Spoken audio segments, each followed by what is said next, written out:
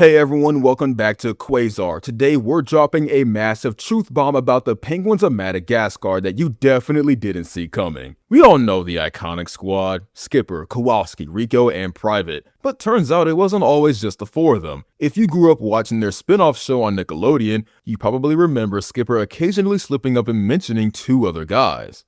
Well, why do we ask Manfredi and Johnson? Oh, we can't, because they fell for the old exploding elephant foot. So basically at some point the crew actually had 6 penguins, though if you believe Skipper, Manfredi, and Johnson went down in an explosion caused by a trap disguised as an elephant's foot. Seems straightforward enough, right? Sad story, but here's the catch. In other episodes, the boss tells a completely different story. Flying piranha! Okay, yeah, piranha don't fly. That's exactly what Manfredi and Johnson said back in Ecuador. We buried what was left of them with a teaspoon. Right. And it's like this every single time. Skipper constantly messes with his own stories, serving up totally different causes of death. Because of this, it honestly feels like he just made Manfredi and Johnson up, just to mess with his troops and keep them on their toes, so they get that the enemy can hide a bomb literally anywhere, even inside an elephant's foot.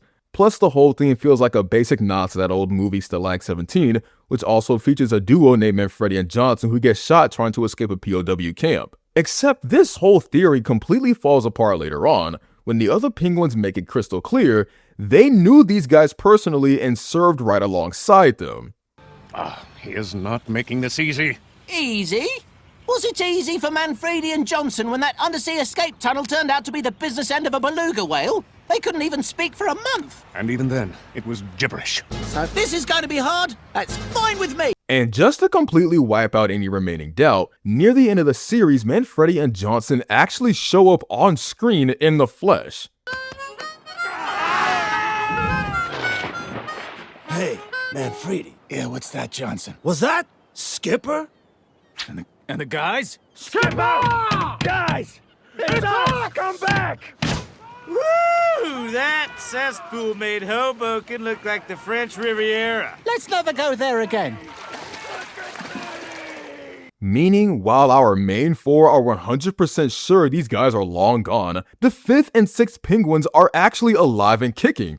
Well, sort of. They're just locked up in a water park inside one of the most high security zoos in the world. Let's break down who they actually are. The 5th penguin is Manfredi. He's a big, beefy dude, noticeably wider than the rest of the gang. He's missing his left leg and sports a black pirate-style eye patch. According to Skipper's memories, back when they worked together, his personality was exactly like Private's, super soft and naive. That's cute and naive, Marlene. Manfredi and Johnson were cute and naive. Well, Manfredi was the cute one. Till the little Nairobi surprise party. Friendliness beats paranoia. Boop. Still cute, still naive. The 6th one is Johnson. This guy is the exact opposite. Tall and skinny, the spitting image of Kowalski. Sure, he's got a black eye and a broken right arm, but overall he's holding up alright. His most obvious feature is a massive burn scar on his left side. By the way, Skipper once casually mentioned that after they died, one of them definitely went to heaven while the other went straight to hell. Private! You should be with Manfredi and Johnson! You know, one up there, one down there. No, it's make-believe, see? And if Manfredi was a sweet, nice guy who would never end up in hell, that means Johnson must have been an absolute psycho. A brutal, dangerous type who leaves no witnesses and does whatever it takes to get the job done. But damn, how did they even survive if Skipper, Rico, Kowalski, and Private completely buried them in their minds? What are they even doing in this water park? And most importantly, why does it sound like they died in like 30 different ways in Skipper's stories? Seriously, it's like there was a whole batch of Manfredi and Johnson clones constantly dying and getting brought back to life each time. Honestly, that's hard to swallow. Besides, if Kowalski could actually do that, he would have brought them back a long time ago, so he can totally crash the clone theory.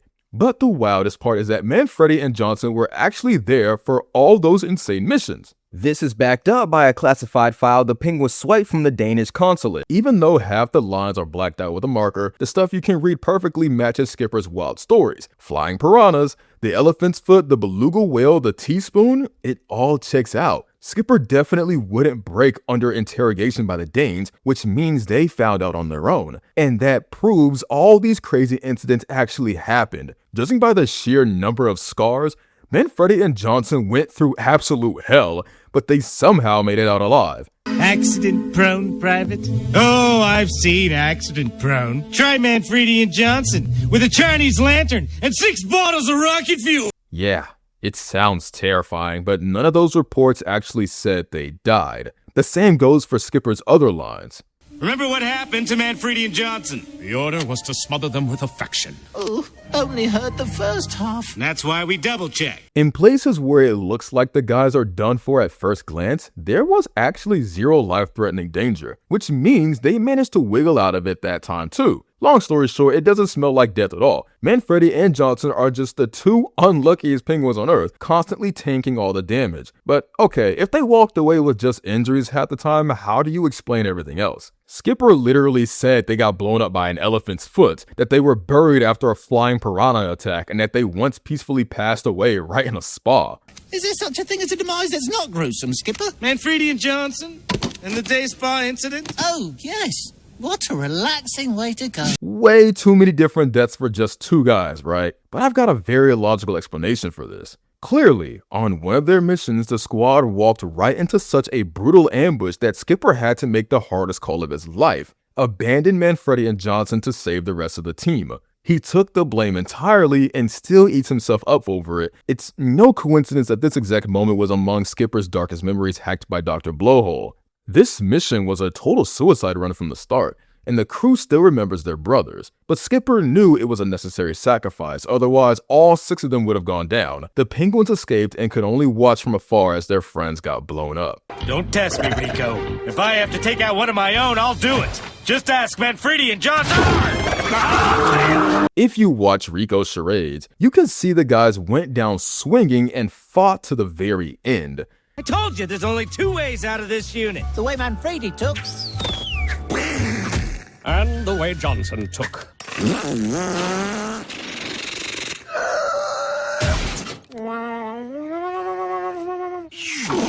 They got separated and both supposedly went up in smoke. Most likely, Johnson actually ran into the elephant's foot rigged with explosives and got launched into the stratosphere. Heartbroken, our core 4 returned to base, positive that the boys were gone. But the team tried to figure it all out. They checked out the scene, no bodies. They start digging and suddenly find out that Manfredi and Johnson survived the blast, but died at a spa. They check out this nonsense, and witnesses claim they were gutted by some crazy sisters. The penguins keep searching and stumble onto the flying piranhas version. Total BS, piranhas don't fly. But then boom, they got a package with remains. Manfredi and Johnson thought so. What was left of them came home in a manila envelope. From Manila, ironically. There's no such thing as 2 paranoid, Private. Remember that. Kowalski runs a DNA test and it confirms it's their guys. That's it. Dead end, case closed. The exact cause of death is a mystery and they're left with just a bunch of stupid theories and a letter with DNA samples. We buried what was left of them with a teaspoon.